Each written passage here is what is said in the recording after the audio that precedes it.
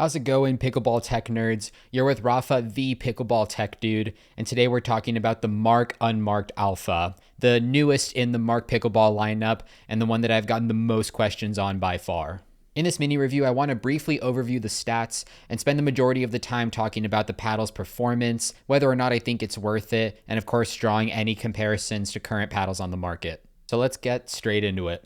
By the way, really quick, if you're seeing this little segment here, is because I got confirmation that the Unmarked Alpha is going to be renamed to the Mark II R2 when this current batch runs out that's branded as Unmarked Alphas. So if you're seeing this video and wondering why you can't find the paddle on their website, it's just because it was renamed. The Unmarked Alpha is an elongated Gen 2 style constructed paddle, retailing for about $180, but using my discount code RAFA brings that price under $165.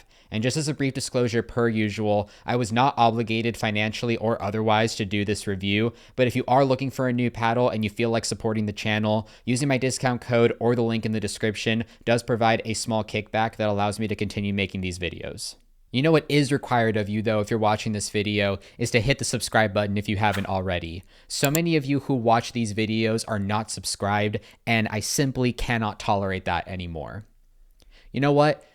If I gain 20 subscribers from this video, I'll run a giveaway for one of these paddles on my Instagram. So whether or not that happens is completely in your hands. For those of you wondering, here are the full stats on this paddle, including how it matches up to other paddles in my super secret database I've been building in the background, which is soon to be published. The main things that may stick out to you off the bat are the nice long handle for those two-handed backhands, the really solid level of spin, and of course the swing weight that is straying a bit towards the higher end, making this paddle feel a bit heavy in the hands. I'll also point out that in terms of face sheets and core composition, this paddle is combining the carbon fiber fiberglass carbon fiber face layup, or CFC, that was popularized by 11624's Hirache X Control Plus paddle, as well as a 10mm cell diameter of their polypropylene core, which was first marketed by Vatic Pro in their Saga paddles. However, if my memory serves me correctly, it was Paddletech that may have been one of the first to do this with their raw carbon fiber bantams. When discussing the performance of this paddle, probably the number one thing that stuck out to me was how easy it was to play from the baseline into the transition zone.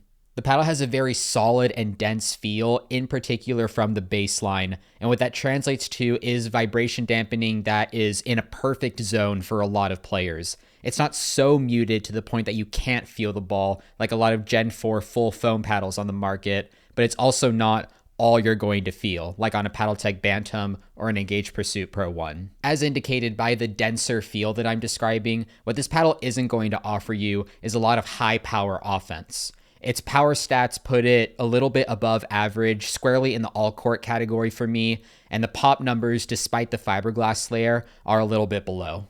But take this from me as somebody who's looking to improve the shot selection in my game. This paddle doesn't bring high power offense to the table, but it does bring a high degree of ball control.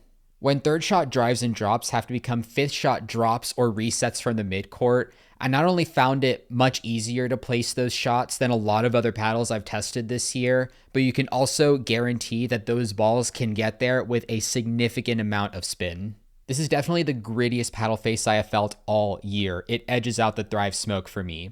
And while they're not at the super high, super illegal stick to your shirt levels like the original Yola Gen 3s, it does make me wonder if these are under the legal limit, why aren't other companies meeting them at this grit level? Because that just makes sense to me. Honestly, I'd call into question the legality, but from looking at the spin numbers, even though they are very solid, it still doesn't touch the upper percentiles of what I've experienced. So what that should hopefully indicate is that this paddle is going to maintain its spin level for longer than other paddles with less texture. Now, when you get to the kitchen line is when you really have pros and cons.